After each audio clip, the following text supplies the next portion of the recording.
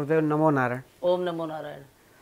गुरुदेव, हमारे शास्त्रों में दान की बड़ी महिमा बताई गई है जी। आज मैं आपसे उसी विषय में जानना चाहूँ कि आखिर दान का क्या महत्व है और हमें दान कैसे करना चाहिए, इस विषय में थोड़ा जानना चाहिए। जी। ओम नमः शिवाय। जय भोलेनाथ की, जय दीनानाथ की, जय विश्वनाथ की। सभी देशवासियों को और सभी देवादिदेव महादेव के प्रेमियों को, भगवत प्रेमियों को मेरा सादर ओम नमः शिवाय, ओम नमो नारायण। भगवत कृपा से, ईश्वर कृपा से जब भी हम कोई चर्चा करते हैं और जब कोई संत चर्चा करता है या व्यासपीठ में बैठकर जब भी कोई आचार्य चर्चा करता है तो वाणी भी माँ भगवती सरस्वती की कृपा होती है। और जब कोई संत के सामने जिज्ञासा रखता है और जब वो ये जानना चाहता है कि जीवन में बहुत सारे प्रश्न हैं और उसमें हमारा मन कहीं ना कहीं उलझा रहता है जिसका उत्तर हमको नहीं मिलता है, परंतु इस कलिकाल में अभी तो कलयुग केवल प्रारंभ हुआ है और उस प्रारंभ की अवस्था में अभी 5000 वर्ष बीते हैं, ज़्यादा नहीं बीते हैं। लेकिन एक ही कलयुग में, द्वापर में, त्रेता में, सतयुग में तो ठीक था कि हम यज्ञ करते थे, जप करते थे, बड़े बड़े अनुष्ठान करते थे, अश्वमेध यज्ञ करते थे और उसमें भी बिना दान के कभी कोई कार्य नहीं हुआ। और आज तो कलिकाल में लोग क्या करें, कलिकाल में 2 ही साधन है पार उतरने के लिए, मोक्ष माने या हम स्वर्ग तक पहुंचने की बात करते हैं तो भी ये एक सीढ़ी है और वो 2 सीढ़ी हैं। एक सीढ़ी पर हम जब कदम रखते हैं तो धीरे धीरे हम चलते चले जाते हैं और वहाँ तक हम पहुँच जाते हैं जहाँ तक हमें स्वर्गम प्रयाति, तो स्वर्ग पाने की जो इच्छा होती है वो निश्चित है कि दान के बिना संभव नहीं है। इसमें गुरुजी मैं ये जानना चाहूँ, दान की जैसे परिभाषा बता रही, साथ साथ ये जान कि दान कितने प्रकार का और एक मनुष्य को कितने प्रकार का दान करना चाहिए उसमें, क्योंकि आप नहीं, इसका एक उद्देश्य हो रहा है कि आप जैसे कन्यादान महादान के एक मिशन को लेकर चल रहे हैं निरंतर 22 वर्षों से, तो आपसे बेहतर है दान की परिभाषा मुझे नहीं लगता शायद कोई बता पाएगा। हाँ, जितना जहाँ तक मेरी पहुंच है या जहाँ तक मैंने सुना है आचार्यों से या ग्रंथों से जो सुना है मैं उसी को व्यक्त करने का प्रयास करूंगा। तो कलयुग में दान शब्द जो है ना वो सबके लिए सार्थक है। तो दान कितने प्रकार का, ये भी आपने प्रश्न कर दिया। तो अन्नदानम, हम किसी को, किसी भूखे को खिलाएं, अन्न वही देना सार्थक है जो हम उसको, एक तो यह है कि हमने दे दिया और हम चले गए, एक तो यह है अन्नदान, इस विश्वास पर हमने दे दिया कि हमने जिसको दिया वो खिलाएगा, उसका दुरुपयोग नहीं करेगा। इसलिए दान देने का तभी सार्थक है, सार्थकता तभी है, महत्व तभी है जब हमारा दिया हुआ दान लोगों तक पहुंच जाए। मान लो आपने कन्यादान महादान का, मैंने एक सेवा का कार्य लिया है और 22 वर्ष हो गए मुझे करते करते, तो मुझे मेरे प्रति जो लोगों की पूरे देश में जो सद्भावना है या मेरे प्रति जो लोगों का प्रेम है या जो मेरे साथ जुड़े रहते हैं लोग पूरे देश में, वो इस विचार से जुड़े रहते हैं कि मैं उनसे केवल सामान की बात कहता हूँ, मैं सुझाव देता हूँ, मांगता नहीं कि आप जो देना चाहें मुझे सामान दीजिए। और मैं एक ही बात निवेदन करता हूँ, आप सबसे भी निवेदन कर रहा हूँ कि आप वहीं आकर के दो, मुझे भी मत दो। तो क्या है कि जब ऐसी परिस्थिति रहे तो आत्मिक संतुष्टि मिलती है देने वाले को, ये खुशी होती है कि मैंने दिया और मेरा लग गया। तो व्यक्ति ये तो चाहता है, एक व्यक्ति ऐसा है दानी जो चाहता है कि मैंने दिया और वो लगना चाहिए। तो सबसे श्रेष्ठ है अन्नदानम। अन्नदान क्या है, मैंने भोजन बनाया, चाहे वो बेटे का बर्थडे हो या अपना बर्थडे हो या मैरिज एनिवर्सरी डे हो, तो क्या है कि हम कहीं खिलाएं, उसमें तीर्थ का महत्व तो नहीं है कि लोग बोलते, हम भी बोलते हैं कि तीर्थ में दान किया फल अधिक मिलता है, वो तो ठीक है, लेकिन हम तीर्थ नहीं जा सकते, आपकी इतनी बिजी लाइफ है। तो क्या करें, आप भोजन अच्छा बनाइए और खुद जाकर खिलाइए। अब आप ये कहते हैं हमको तो खिलाने का समय नहीं, तो जो आपका परिकर है, जो सेवक है, वो ऐसी जगह भोजन कराए जहाँ भूखे लोग बैठे हुए हैं। क्योंकि मेरे पास 10 रोटी ऑलरेडी रखी हुई है, मेरे पास 10 बोरी आटा पड़ा हुआ है, आपने लाकर 20-50 बोरी और डाल दिया, इसका मतलब वो कीड़े पड़ेंगे और वो खराब होगा और फेंका जाएगा। ये बिल्कुल तर्क सही है मेरा। लेकिन आप भोजन कराएं तो आपकी इच्छा ये रहनी चाहिए अन्नदानम श्रेष्ठ दानम। तो कह ले अन्नदान इसलिए श्रेष्ठ है कि हम किसी को खिला सकें, तो एक दान तो ये हो गया। लेकिन आप कहीं भी किसी को खिलाइए, लेकिन खिलाने का अभिप्राय ये है कि आप ये मानकर मत खिलाइए कि ये कमजोर लोग हैं, ये गरीब लोग हैं, तो इनको जो है ना एक सब्जी और एक पूड़ी उबाल कर दे दो। इस दान का भी कोई लाभ नहीं है। लाभ तब है, देने का मतलब है जो चीज मुझे पसंद है वो मैं खिला रहा हूं आपको, ये श्रेष्ठ दान है। अब मुझे तो पसंद, मुझे तो पनीर भी चाहिए, मुझे बहुत सारी सब्जियां भी चाहिए, मुझे अच्छा भोजन चाहिए, मुझे नॉन चाहिए, तंदूरी चपाती चाहिए, क्योंकि मैं उसके बिना मतलब ये मेरी चॉइस है। तो हम तब दान करें, हम खिलाएं तब, जिसको हम खा सकते हो वो लोगों को खिलाएं। ये नहीं सोचता खिलाने वाला सोचता ये तो गरीब लोग हैं, इनको तो रोटी नहीं मिलती, ये तो भिखारी लोग हैं, इनको तो पूरी सब्जी बांट दो खड़े होकर के। उस दान का फल प्राप्त नहीं होता है। फल तब प्राप्त होगा, मुझे पसंद है गुलाब जामुन, तो जो मुझे पसंद है, जिस दुकान का मुझे पसंद है और वो सबसे अच्छी दुकान है दिल्ली की, तो मैं उसी को दूं। वो बात अलग है कि हम ज्यादा नहीं दे सकते तो कम दें, परंतु खाने वाला जब तक तृप्त नहीं होगा, चाहे वो संत खाए, चाहे कोई गरीब खाए, चाहे कोई ब्राह्मण खाए, तो ब्राह्मण आपके घर में आया श्राद्ध पक्ष में, तो उसको आप वो खिलाइए जिससे प्रसन्नता से खा सके। तो ये तो खिलाने का फायदा पूर्ण फल है। लेकिन रह की बात, आज मानसिकता ये है कि अगर गरीब को खिलाना है तो कोई बात नहीं, ये तो भिखारी लोग हैं, इनको तो सामान्य समझ आ जाता लोग है ना, बस दोनों की मानसिकता अलग है। हाँ। अच्छा दानी वो है कि जो खुद खाए वही दूसरों को खिलाए। ये तो हो गया अन्नदानम श्रेष्ठ दानम। लेकिन अब दूसरा एक पक्ष और है, हम पंचदानम च विद्यते, तो शास्त्र अनुसार 5, तो एक हो गया ये, दूसरा जलदान। अब हम लोगों को पानी पिलाते हैं, उसकी तृप्ति होती है, उसके मन को संतुष्टि मिलती है, उसकी आत्मा को आत्मिक शांति प्राप्त होती है कि आपने मुझे पानी पिलाया। एक पानी पीने वाला है जो कि वो बहुत प्यासा है, उस पानी पिलाने का। लेकिन जब हम पानी खुद पिलाते हैं किसी को, इसलिए पुराने जमाने में, आज से 50 साल पहले, 100 साल पहले, लोग क्या करते थे, जगह जगह प्याऊ लगाते थे। और प्याऊ वो लगाते थे, घड़े रख दिए और घड़े से पानी मिला। लंबे रास्ते में पैदल चलते थे, तो पैदल चलते थे लोग, तो पानी की आवश्यकता पड़ती थी। तो हम क्या करें, हम अच्छा है, वो लोग भाग्यशाली हैं जो किसी मंदिर में जाकर के प्याऊ लगाते हैं या पानी पीने का अच्छा साधन देते हैं, ठंडा पानी दे, ये तो बहुत अच्छी बात है कि करें।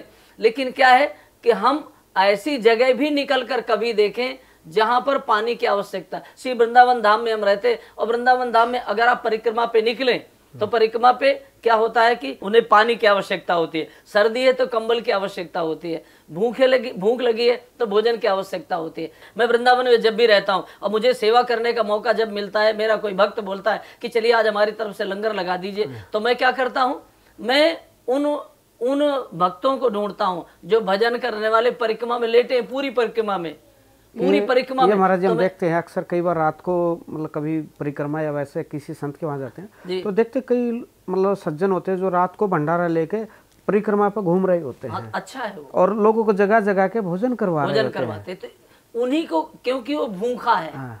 प्रश्न मेरा है जो मैं अपनी बुद्धि से बोल रहा हूँ, वो ये कि उनको भोजन की आवश्यकता है तो उनको पानी की भी आवश्यकता। तो मेरा प्रयास रहता है कि मैं उन्हीं को बुलाता हूँ, 100 आ जाए, 200 आ जाए, जब भी भंडारा करेंगे तो उनको, क्योंकि एक व्यक्ति तृप्त है, उसके अंदर खाने की गुंजाइश है ही नहीं, क्योंकि पहले उसको इतना मिला हुआ। लेकिन जिसको नहीं मिला उसको पानी दीजिए, उसको भोजन दीजिए। सर्दी में ठिठुर रहा है तो उसको कंबल दीजिए, कंबल वो सार्थक है उसका देना, क्योंकि उसके पास नहीं है। तो बहुत अच्छे ऐसे भी दानी हैं जो कि वृंदावन परिक्रमा में घूमते हैं और रात में वो कंबल उनको बांटते हैं। तो मेरा मतलब द्वितीय दान पहुंच गए, जल दानम। जी जी महाराज। तो जल का जो है ना वो कहीं भी दिया जा सकता है, कहीं भी पिलाया जा सकता है। तो 2 दान पर हम पहुंच गए।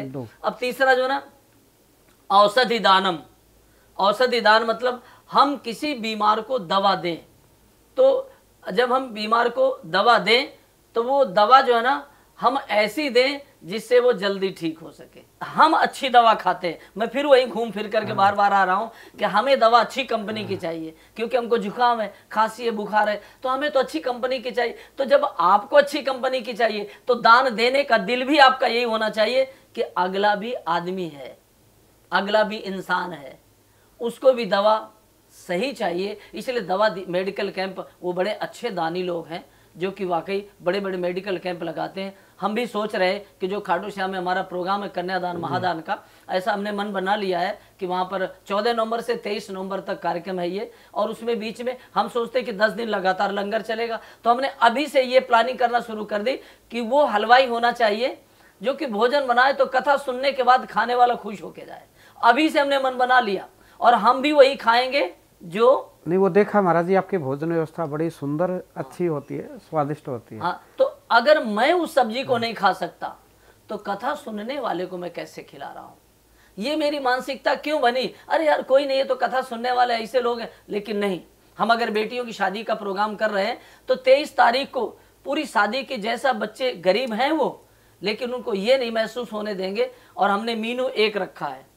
23 तारीख की शादी का हम जितनी भी शादियां करते हैं मीनू एक होता है, और हम बैठकर डिसाइड कर लेते हैं क्या क्या चीजें बनानी चाहिए और क्या क्या स्टॉल रहना चाहिए। तो उसमें आप भी खाएंगे, अमीर व्यक्ति दान देने वाला वो भी उसी में खाएगा, हम भी उसी में खाएंगे। बस व्यवस्था को भीड़ के कारण ये बदल देते हैं कि जहां व्यवस्था अलग अलग बना अलग अलग कर दे, जैसे बाराती लोग हैं ताकि व्यवस्था बनी रहे, व्यवस्था बनी रहे। तो सारे बाराती एक जगह भोजन करें, भोजन एक ही होगा। और जितने हमारी संगत है, भक्त लोग हैं, वो क्या करें, वो भी व्यवस्थित खा सके, हड़कंप न मचे, भगदड़ न मचे। तो अलग अलग हम सारे वो टेबल्स लगाएंगे। तो 23 तारीख का भी भोजन अगर कोई भक्त देगा, भगवान जिस पर कृपा करेगा वो देगा। तो बेटियों की शादी के दिन करीब 10,000 लोगों का अरेंजमेंट करेंगे हम। तो 10,000 लोगों के भोजन की व्यवस्था करेंगे। तो अभी से हमने प्लानिंग शुरू कर दी कि स्वीट्स में क्या होना चाहिए, चपाती में क्या क्या देना चाहिए। मतलब ये है कि एक है, हाँ भाई शादी है तो कोई गरीबों की शादी है तो एक काम करो कि वो सब्जी बना लो दो, और उसके बाद आलू पका दो उसमें, और पूड़ी बना दो, खा लेंगे चले जाएंगे। हमारी मानसिकता ये नहीं है। हम बच्चों को ये नहीं महसूस होने देंगे कि आप एक पंडाल में रूप से कहीं कमजोर हैं। हाँ, ये फील ही नहीं होने देंगे, न बेटी को, न बेटा को, न बारातियों को। हाँ, उसमें हमने लिमिट रखी है कि कितने लोगों को आना है, एक परिवार से कितने लोग, वो हमने निश्चित कर लिया है। तो उसमें उनको ये फील नहीं होने देंगे। पूरा बफ सिस्टम होगा, अच्छा अरेंजमेंट होगा खाने पीने का, आप खूब प्रेम से खाओ। लेकिन एक दुखद है पूरे देश में कि आज फैशन हो गया प्लेट में छोड़ने का। अमीर लोगों की मानसिकता बनी हुई है, जितना बड़ा पंडाल होगा, जितना बड़ा अरेंजमेंट होगा, तो लोग क्या करते हैं, प्लेट में छोड़ करके निकलते हैं। जो भी अन्न का अपमान करता है कलयुग में, जो भी खा करके छोड़ता है और उसको जो डस्टबिन में फेंकता है, उसे अगले जन्म में एक एक टुकड़े के लिए, एक एक रोटी के लिए तरसना पड़ता है उसको। इसलिए मैं सबसे निवेदन कर रहा हूं कि आप शादी में जाएं, पार्टी में, कहीं भी जाइए, उसको प्रसाद समझ कर खाइए और खा करके प्लेटों में छोड़ना। हमने कई लोगों से पूछा आप क्यों छोड़ते हो? कई संस्थाओं ने यह प्रयास किया कि वो खड़े हो गए खुद, और जहां पर वो प्लेट छोड़ी जाती है वो वहां पर खड़े रहते, चुपचाप बोलते नहीं। और जब आप रखने लगे प्लेट, अब उसमें गुलाब जामुन पड़ा हुआ है, चावल भी पड़ा, कितना महंगा, एक चपाती के लिए गरीब तरसता है। वो आपकी पार्टी को देखकर उनके बच्चों का मन तरसता है कि हमें कभी मिलेगा कि नहीं मिलेगा। तब वो क्या करते हैं, निवेदन करते हैं कि कृपा करके आप इसको अगली बार ऐसे हाथ जोड़ के, देखा मैंने लोगों को ऐसे हाथ जोड़ के, भाई साहब आपने इतना अच्छा भोजन किया, आप पधारे, बहुत अच्छी बात है, लेकिन आपसे निवेदन है कि ये अन्न का अपमान ना करें। तो ये सबको सीखना चाहिए। आप क्यों करते हैं? हमने एक बार एक पार्टी में गए, हम तो 2 मिनट के लिए गए शादी में, तो हमने उनसे पूछा कि ये छोड़ने का फैशन क्या है, ये फैशन है या मजबूरी है या लोग जानबूझकर छोड़ते हैं? तो लोगों ने ये, हमने कई लोगों से पूछा कि ये क्या है, तो उन्होंने कहा इसलिए छोड़ते हैं कि लोग ये कहते हैं कि इसको जिंदगी में कभी मिला नहीं। हाँ, और लोगों ने वो स्टैंड, जबकि लिखा ये जाता, खाओ जी भर के, छोड़ो ना कण भर। हाँ जी, हाँ जी, खाओ मन भर और छोड़ो ना कण भर। तो क्या है कि हमें अपने मन को बदलना पड़ेगा, अपने दिमाग को बदलना पड़ेगा कि हम आए हैं, हमने माना कि आप अमीर हैं, भगवान ने आपको खूब संपत्ति दी है, लेकिन संपत्ति का ये मतलब नहीं है कि आप वहां पर खाकर अन्नपूर्णा का अपमान करें। तो एक दूसरा हो गया, मतलब अन्नदान हो गया, 3 हो गए महाराज, जलदान हो गया, औषधि दान हो गया। तो औषधि दान पर हम चर्चा कर रहे थे कि हम किसी बीमार को दवा दें, लेकिन दवा वो दें जिससे वो ठीक हो जाए। हमारा परिवार होता तो भी उसको खराब दवा थोड़ी देते हैं, उसको भी तो बाजार से मेडिकल स्टोर पे जाते हैं तो अच्छी दवा, अच्छी कंपनी की मांगते हैं, खराब नहीं मांगते।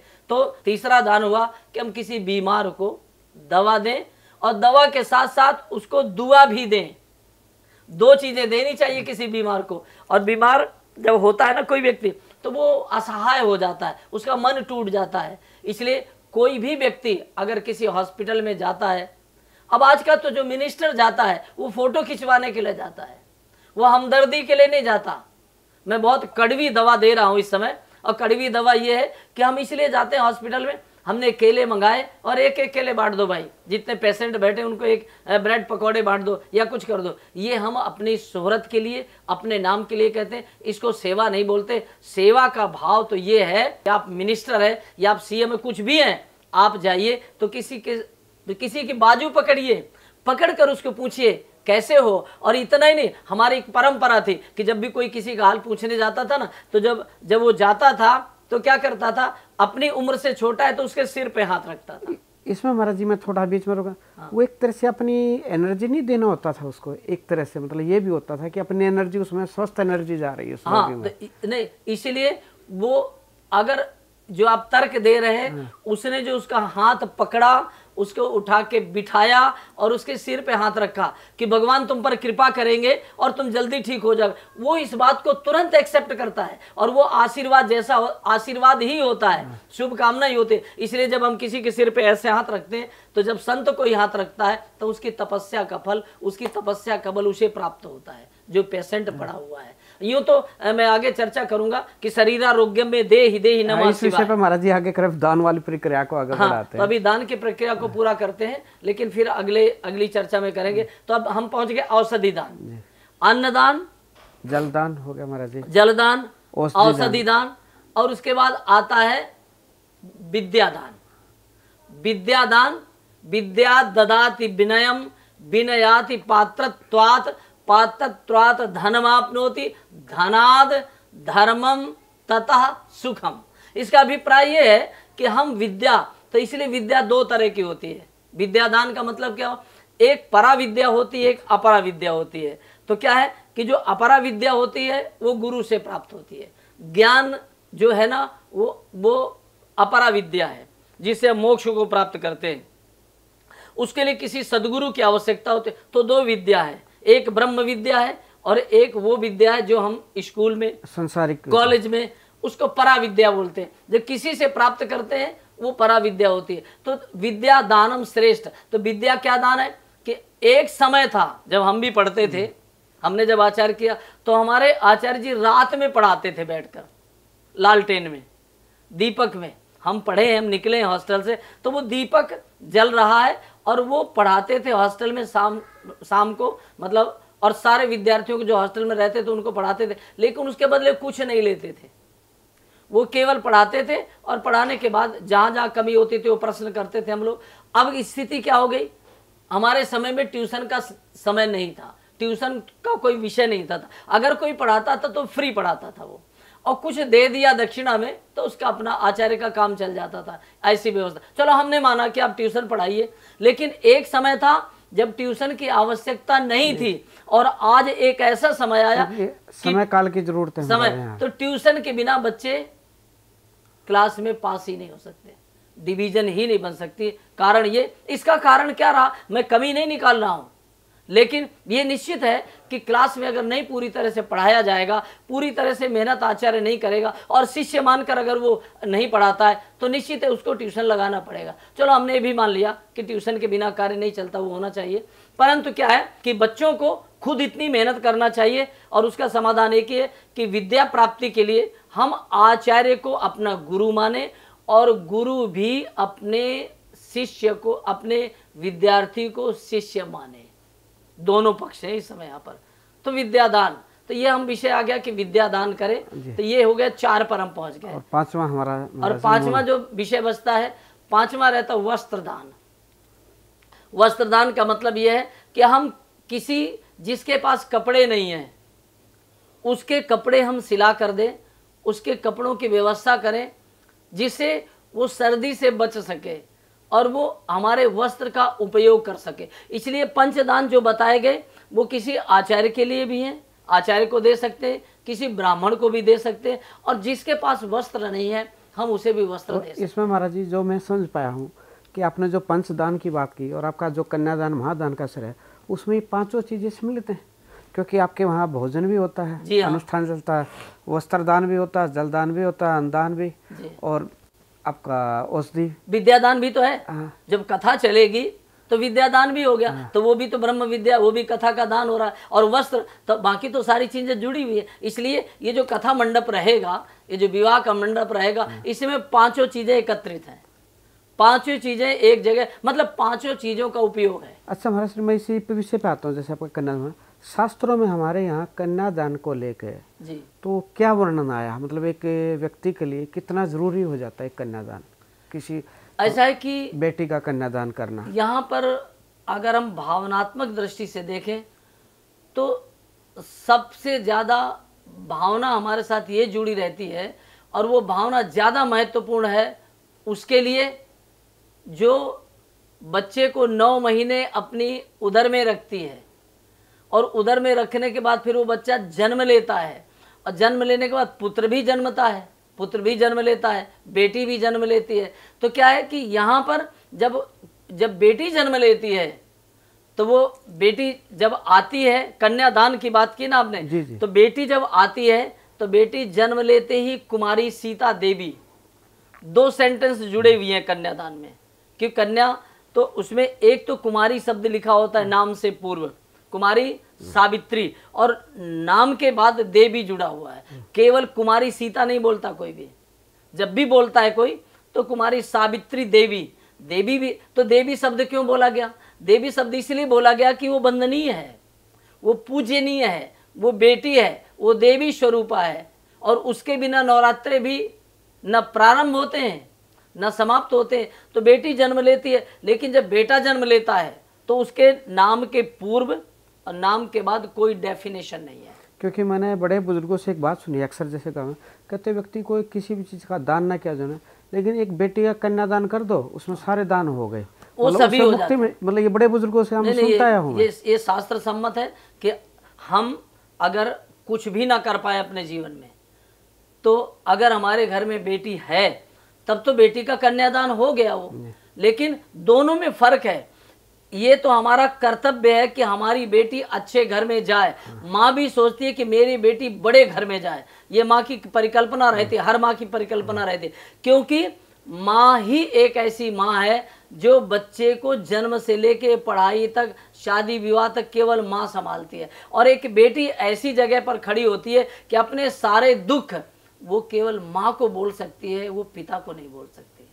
ये मर्यादा भी है, ये मर्यादा है। वो माँ को सब कुछ कह सकती है और वो कह भी देती है, तो समस्या सुलझ भी जाती है। मतलब एक तरह से महाराज जी ये भी कहा जाता है माँ और बेटी तो सहेली होती हैं। हाँ जी, होती है, बिल्कुल होती है। वो मतलब एक दूसरे को फ्रेंड जैसा रिश्ता बनाती है कि माँ से मेरा अच्छा फ्रेंड कोई नहीं है, पिता से मेरा कोई अच्छा फ्रेंड नहीं। वो अच्छे बच्चे हैं, वो बेटियां बहुत अच्छी हैं जिन्होंने अपने को सीमित रखा है, और सीमित रख के मेरी मदर, मेरे फादर, वो मेरे सबसे बेस्ट फ्रेंड है वो। तो ये अगर भावना पूरे देश में अगर हर बेटी के अंदर और हर बेटे के अंदर ये जागृत हो जाए कि मेरी माँ ही मेरा सब कुछ है, मेरे पिताश्री ही मेरा सब कुछ है, तो मैं समझता हूँ आज जो पाश्चात्य संस्कृति जो हमारे घरों में बढ़ती चली जा रही है, जो हमारे कपड़े बदलते जा रहे हैं, उसमें परिवर्तन आ सकता है। क्योंकि एक समय था जब भारत देश में, हम भी उसी देश में जी रहे, वो ये था कि गरीब होता था, हमने वो गरीबी देखी है, हम उस रास्ते से गुजरे हुए हैं। तो ऐसी स्थिति में अगर पैंट फटती थी ना स्कूल में, तो बेटा माँ को बोलता था, माँ समय निकाल कर इसको सिल देना, क्योंकि मेरे पास पहनने के लिए दूसरा पैंट नहीं है, वही मुझे पहन कर जाना है। और वो फटी पैंट को माँ बार बार सिलती थी, क्योंकि खरीदने के लिए पैसे नहीं होते थे, और वो बार बार उसको सिल के देती थी। और बेटा कोई बगावत नहीं करता था, कोई जबरदस्ती नहीं करता था, वो कहता ठीक है माँ, मैं ऐसे गुजारा कर लूंगा। माँ बोलती, पिता बोलता है पैसे आएंगे, खेत की फसल बिकेगी तो दूसरा नया ला कर दे दूंगा। आज की परिस्थिति क्या हो गई?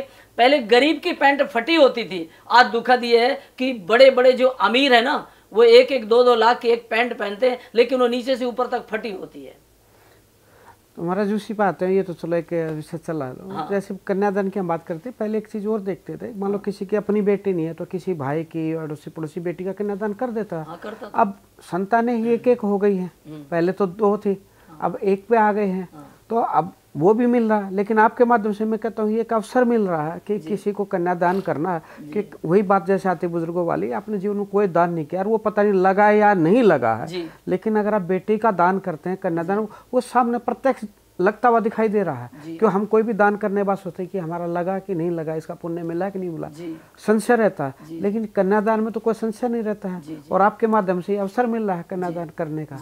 तो इसके विषय महाराज जी जानना चाहेंगे कि लोग आपसे मतलब जुड़ना चाहेंगे बहुत से, क्योंकि ये कार्यक्रम देख रहे होंगे तो उनके अंदर भी जिज्ञासा हो कि हमें भी कन्यादान का पुण्य मिले, इसी में कोई वस्तु का कोई भी दान करे मतलब किसी न किसी तरह से, तो आपसे कैसे जुड़े इस माध्यम से महाराज? ऐसा है कि हमने इस समय खाटू श्याम में ही श्री श्याम मंदिर और बावड़ी, श्याम मंदिर बावड़ी, वहाँ हमने कुछ अपने, क्योंकि हमारा कोई स्थान नहीं है तो हमने वो वहाँ रूम से ले रखे और हमने अपना ऑफिस खोल रखा है। बाकी स्क्रीन पर वो नंबर चल रहे हैं, उन पर आप संपर्क करें। और आप खाटू श्याम अभी भी हमारी सब व्यवस्था चल रही है। व्यवस्था का मतलब व्यवस्थित है, आप वहाँ पहुँचिए और आपको वहाँ हमारे ऑफिस में मिलेंगे लोग, तो वहाँ पर आप जाकर संपर्क कर सकते हैं। जो टीवी पर कार्यक्रम आ रहा है उसे संपर्क कर सकते हैं। लेकिन कन्या दानम च श्रेष्ठ दानम, इस धरती पर मैंने पंच दानम च विद्यते, ये तो बात कह दी मैंने पुराणों की, लेकिन इससे भी ऊपर, इनसे भी ऊपर है कि हमने अपनी बेटी का कन्यादान कर दिया तो, और हम फ्री हो गए।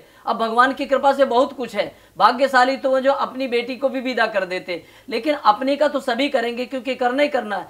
लेकिन उससे लाखों गुना फल अधिक तब मिल सकता है जब आप किसी गरीब बेटी को, जो असहाय है, जिसके माता पिता उसकी शादी नहीं कर सकते, हम उन्हीं परिवारों को ढूंढते रहते हैं। और वो दान अगर आप अगर के धाम में करें, खाटू श्याम में करें आकर के, और अपने हाथ से आप कन्यादान करें, मैं समझता हूं इस दान का लाखों गुना अधिक फल प्राप्त हो सकता है अगर आप खुद जाकर करें। और नहीं आप जा सकते, आपकी मजबूरी है, आपका स्वास्थ्य सही नहीं है, उम्र ज़्यादा है आपकी, और आपकी व्यस्तता है फैक्ट्रियों के कारण, तो उसका अच्छा तरीका है कि आप हमको बताइए कि हम गुरुजी ये सामान आपके पास पहुंचा रहे हैं, तो आप पहुंचा सकते हैं। और हम आपसे पैसे की कोई बात नहीं करते हैं। आप आखिरी दिन का रिसेप्शन का अगर भोजन देना चाहते तो आप पूरी व्यवस्था आकर दीजिए, देखिए, खुद सामान मंगाइए, मंगा करके फिर आप जो कहेंगे वो हम बना करके खिलाएंगे। आप अपने हाथ से खिलाइए, इसलिए मैं अपने हाथ से खिला रहा हूँ, ये सबसे ज़्यादा महत्वपूर्ण है। और मैं जाकर के व्यवस्था देख करके खिला रहा हूँ तो ज़्यादा महत्वपूर्ण है। लेकिन हमारे यहाँ तो ये व्यवस्था है कि आप आकर कोई भी सामान, जो सामान की लिस्ट है वो आप संपर्क कर सकते हैं। जरूरी नहीं कि आप 51 सिलाई मशीन दें, जरूरी नहीं कि 51 बेड आप देंगे, आप एक बेड का खर्च दे सकते हैं, 2 का। आपकी पूरी घोषणा होगी कार्यक्रम के मध्य में, लाइव कार्यक्रम चलेगा। ये कार्यक्रम 14 तारीख से लेके सीधा प्रसारण रहेगा, तो उसमें आप आकर के खुद दे, नहीं आ सकते तो आप हमें बता दीजिए, तो आपका सामान, आपके सामान की घोषणा भी होगी कि ये सामान इतने बर्तन, एक बेटी को 31 बर्तन देना है, एक बेटी को हमने अगर कूलर देना है, एक बेटी को अगर हमने पंखे देने छत वाले, तो आप अपनी तरफ से सामान भिजवा दीजिए। नहीं भिजवा सके तो आप हमें अमाउंट हमारे ट्रस्ट में डालिए और हमें बता दीजिए कि हम इतने पंखे आपको। तो ये सबसे अच्छा दान है कि अपने लिए तो सब कुछ हो गया, लेकिन घर में बैठ करके आप एक बेटी का घर बसाते हैं, तो मैं समझता हूँ ये श्रेष्ठ दान है, इससे अच्छा दान और नहीं हो सकता। इसलिए मैंने अपने शरीर को, अपने जीवन को, अपने कथा के पैसे को भी जो मिलता है वो इसी कार्य में देना मैंने ठीक समझा है। महाराज श्री, आज आपने दान की अच्छी महिमा और कन्यादान महादान की महिमा से भी अवगत करा, और हम मंगल कामना करते हैं आपका ये मिशन ऐसे ही निरंतर आगे बढ़ता रहे। इसी शुभकामना के साथ आपको नमस्कार, प्रणाम, वंदन। जी, नमः शिवाय, नमः शिवाय।